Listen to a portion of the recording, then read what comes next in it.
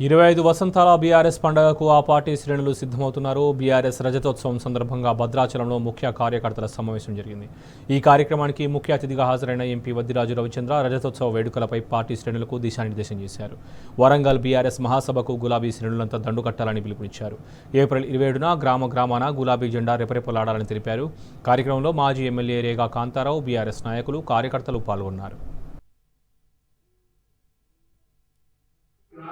ఉన్నటువంటి ముఖ్యమైన కార్యకర్తలు మాత్రం తప్పనిసరి తీసుకురండి, ఈ పండుగను చూపెట్టండి, పార్టీని సమాయత్తం చేయండి, చైతన్యపరచండి అనే సదుద్దేశంతో మాత్రం ఎవరికి కష్టం కలగకుండా అందరికీ అన్ని నియోజకవర్గాల్లో 119 నియోజకవర్గాల్లో వీలైనది బస్సులు ఏర్పాటు చేశారు.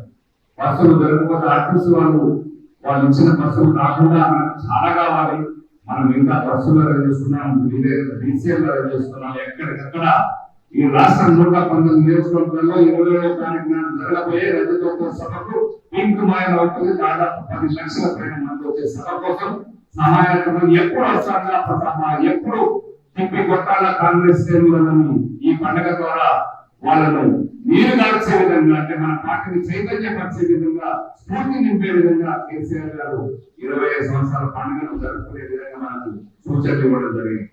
టీఆర్ఎస్ పార్టీ కేసీఆర్ గారు ఎప్పుడో తరానికి ప్రజలు ఎదురు చూస్తూ ఉన్నారు. కాబట్టి 100% మనది ప్రభుత్వం ఉంటుంది. ఇటువంటి వాళ్ళని ఎవరు వదిలిపెట్టాం. మీరు అన్నట్టుగా మీకు కానీ మన కార్యకర్తలు కానీ ఏ ఇబ్బంది వచ్చినా, ఏ అర్ధరాత్రి వచ్చినా, ఏ సమయంలోనే ఆదుకోవడానికి సిద్ధంగా ఉన్నాం. అవసరమైతే పెద్ద సార్తో మాట్లాడి, కేసీఆర్ గారితో మాట్లాడి తప్పకుండా మేము ఆదుకుంటామని చెప్పేసి మీరు ఎవ్వరు అదే పడుతుంది.